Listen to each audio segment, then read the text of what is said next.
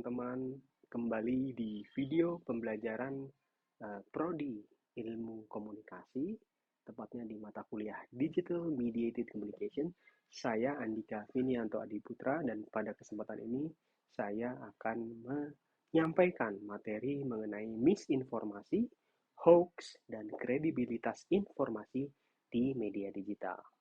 Nah, ketika kita bicara soal media digital tentunya sangat relevan atau sangat berkaitan dengan perkembangan teknologi komunikasi yang pada saat yang bersamaan juga karena pesatnya perkembangan teknologi tersebut ini menjadikan masyarakat dunia telah bergerak dan beralih dari era tradisional industrialisasi ke era informasi yang berujung pada hadirnya masyarakat informasi atau information society saat ini. Nah, tentu saja banyak sekali kelebihannya, banyak sekali keuntungannya. Ya, kita dengan lebih mudah dapat berkomunikasi dengan siapapun, ya, dengan biaya yang jauh lebih murah, gitu ya, dengan berbagai platform yang tersedia. Namun di sisi lain juga perkembangan teknologi ini pula membawa berbagai permasalahan informasi baru di dunia digital, ya, seperti munculnya hoax, misinformasi, dan disinformasi, dan tentu saja keraguan masyarakat terhadap kredibilitas informasi. Oke, nah, sehubungan dengan masyarakat informasi, ini adalah suatu keadaan masyarakat di mana produksi, distribusi, dan manipulasi suatu informasi menjadi kegiatan utama, ya. Jadi ini adalah merupakan karakteristik utama dari information society tadi, ya. Nah, ciri-ciri dari masyarakat informasi ini pertama adanya kebutuhan informasi yang tinggi dalam kehidupan masyarakat sehari-hari. Lalu adanya penggunaan teknologi informasi untuk kegiatan sosial. Kemudian pengajaran dan juga bisnis serta kegiatan-kegiatan lainnya juga dilakukan dengan menggunakan berbagai media digital. Lalu kemampuan pertukaran data digital yang cepat dalam jarak yang jauh. Oke. Nah, sehubungan dengan berbagai permasalahan yang muncul akibat dari perkembangan teknologi tadi, nah salah satunya adalah hoax, ya. Hoax sendiri menurut KBBI adalah berita bohong. Nah, berita bohong yang diciptakan oleh pihak-pihak tertentu dan mampu memberikan dampak kepada halayak, ya. Berita bohong disusun tidak berdasarkan fakta, sebagaimana kualitas yang baik sebuah berita dalam jurnalistik dibuat, yang mana harus bersifat objektif, yakni mengikuti fakta, bersifat aktual, dan mengandung nilai informasi. Nah, biasanya konten-konten yang mengandung hoax ini terdapat pada jenis-jenis konten seperti satir atau parodi, ya. Ada juga yang namanya false connection, konten-konten yang tujuannya untuk memanipulasi, konten-konten yang tujuannya untuk menyesatkan, ya, konten-konten propaganda, dan tentu saja konten yang salah. Kemudian berkaitan dengan jenis-jenis hoax, hoax sendiri ini dibagi menjadi beberapa jenis, diantaranya ada hoax politik, ada hoax kesehatan, ada hoax agama, dan hoax investasi. Ya, jadi memang ada beberapa jenis-jenis hoax dan berikut adalah contoh-contoh informasi hoax yang pernah berkembang di masyarakat. Yang pertama adalah hoax kesehatan. Tentunya kita ingat, ya, beberapa waktu lalu pada saat pandemi ini banyak sekali hoax tentang COVID atau virus corona, ya, berkaitan dengan banyak hal, ya. Salah satunya adalah tentang penggunaan efektivitas vaksin misalnya, ya.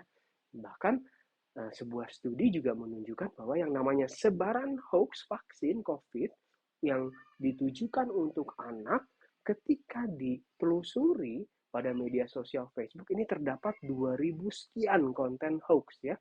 Sementara ketika dilihat di media sosial YouTube dan TikTok ini terdapat 60 konten hoax. Twitter ini ada 108 konten hoax, dan di Instagram ini terdapat 18 konten hoax. Hal ini menunjukkan bahwa hoax kesehatan ini menjadi salah satu jenis hoax yang paling banyak uh,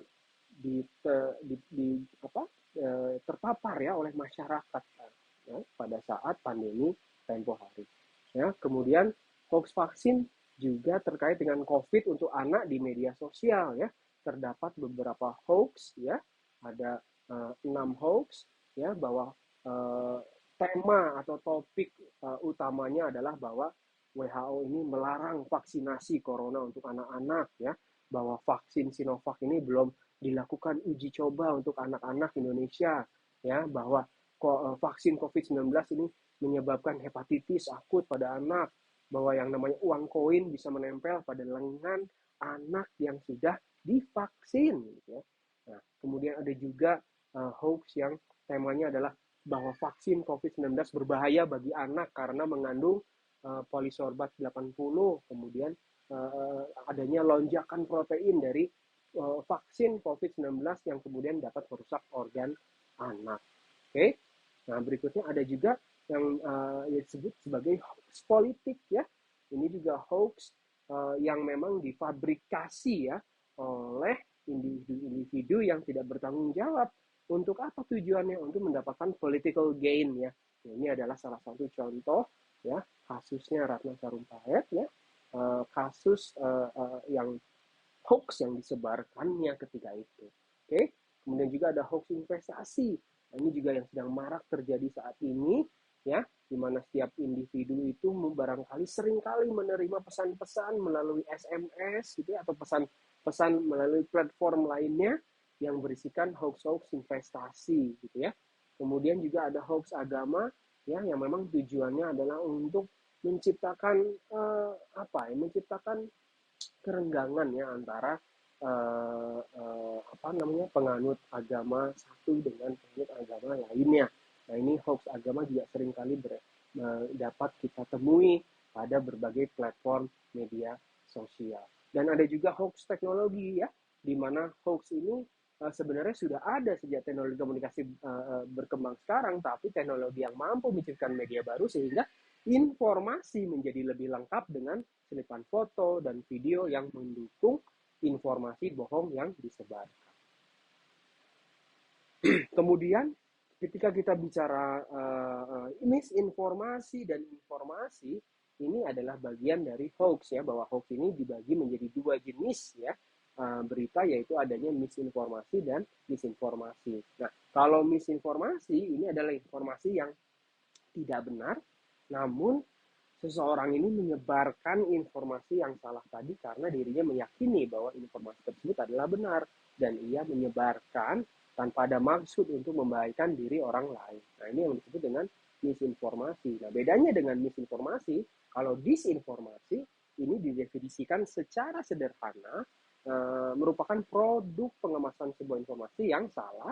Namun bedanya dengan misinformasi, nah kalau di disinformasi ini adanya unsur kesengajaan yang terdapat dalam disinformasi untuk tujuan politik ataupun komersial, menjadi pembeda dengan misinformasi. Nah, tentu saja kita sebagai pengguna digital mediated communication, kita pada dasarnya kita tidak akan pernah tahu kita ini berhadapan atau berkomunikasi dengan siapa ya, apalagi ketika kita pertama kali gitu ya berinteraksi dengan orang yang sebelumnya kita tidak kenal. Kita tidak akan tahu persis kita ini berhadapan dengan siapa.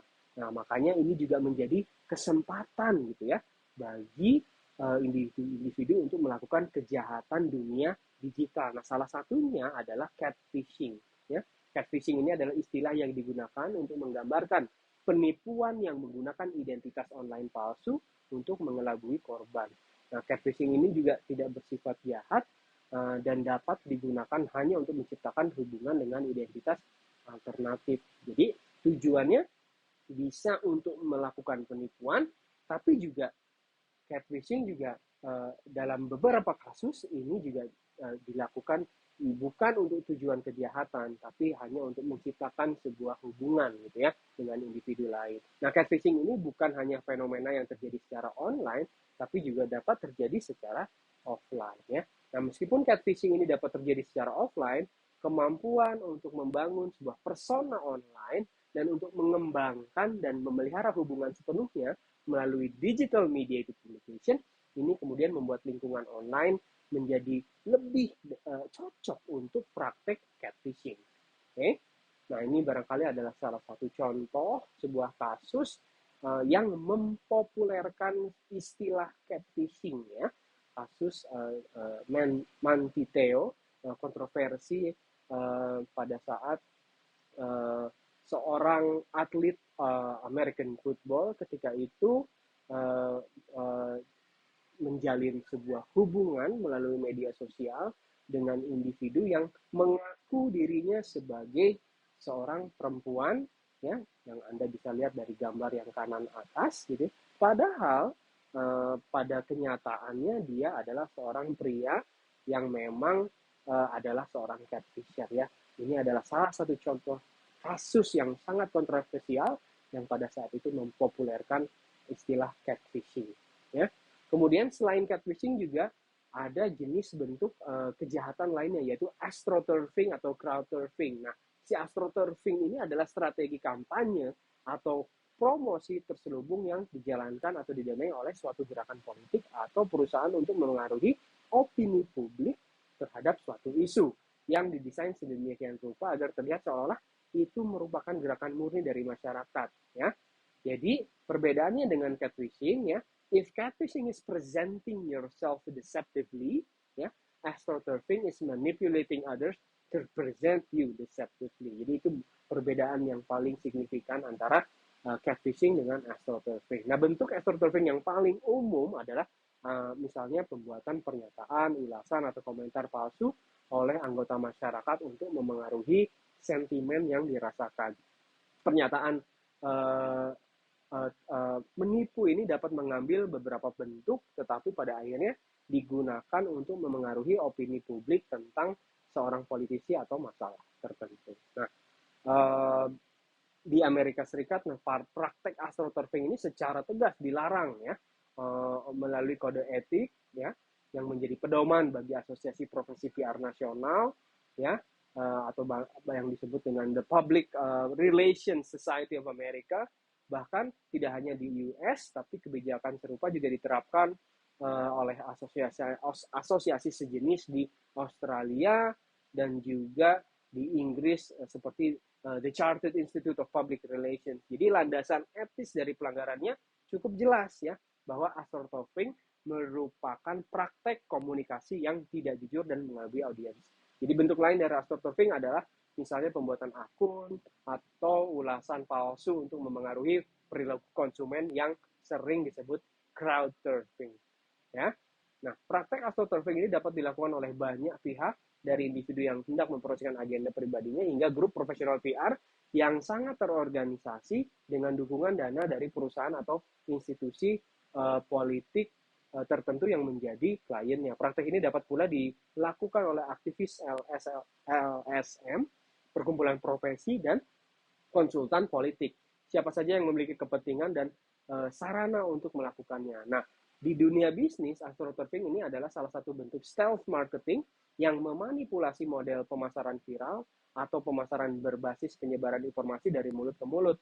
Sementara kalau di dunia politik, astroturfing ini adalah sarana yang efektif untuk menjatuhkan reputasi lawan politik. Nah, undang-undang yang mengatur ini semua, yang mengatur berbagai kegiatan yang terjadi di media sosial ini, kita bisa mengacu pada Undang-Undang ITE tentang hoax ya, di mana pada Undang-Undang ITE pasal 45, Undang-Undang ini mengatur mengenai penyebaran berita bohong atau disinformasi, yakni pada Undang-Undang ITE pasal 45A ayat 1 yang berbunyi bahwa setiap orang jika dengan sengaja dan tanpa hak menyebarkan berita bohong dan menyesatkan yang mengakibatkan kerugian konsumen dalam transaksi elektronik sebagaimana dimaksud dalam pasal 28 ayat 1, ini dapat dipidana dengan pidana penjara paling lama 6 tahun dengan denda paling banyak 1 miliar rupiah ya.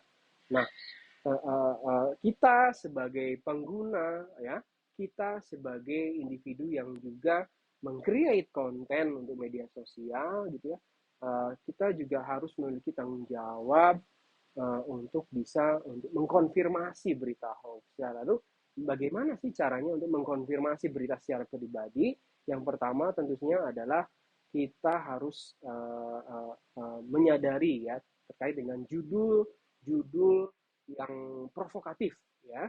Kita juga harus mencermati alamat situs dari website yang kita baca atau kita akses. Kita harus juga menyediakan waktu untuk periksa fakta. Kita harus cek keaslian foto. Dan terakhir adalah mengenali format hoax pada umumnya. Ya. Nah, bicara soal tanggung jawab tadi, jika kita menemukan hoax pada konten yang kita konsumsi, maka sebaiknya kita juga melaporkan berita atau informasi hoax tersebut.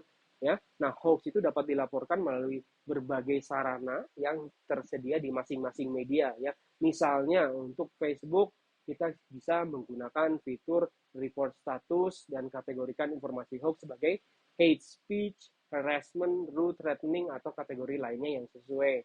Untuk hoax yang kita temui di Google misalnya, kita bisa menggunakan fitur feedback untuk melaporkan situs dari hasil pencarian apabila mengandung informasi palsu. Sementara kalau di Twitter atau Z, kita juga menyediakan fitur di mana kita ada report tweet ya untuk bisa melaporkan tweet yang negatif. Demikian juga dengan Instagram gitu ya. Kemudian bagi pengguna internet, Anda dapat mengadukan konten negatif ke Kementerian Komunikasi dan Informatika dengan melayangkan email ke alamat aduan konten mail.kominfo.go.id. Kemudian terakhir adalah masyarakat Indonesia Anti Hoax juga menyediakan laman data turnbackhoax.id ya bagi individu untuk menampung aduan hoax dari netizen. Demikian materi mengenai misinformasi, hoax, dan kredibilitas informasi di media digital. Terima kasih banyak atas atensinya dan sampai bertemu di video berikutnya.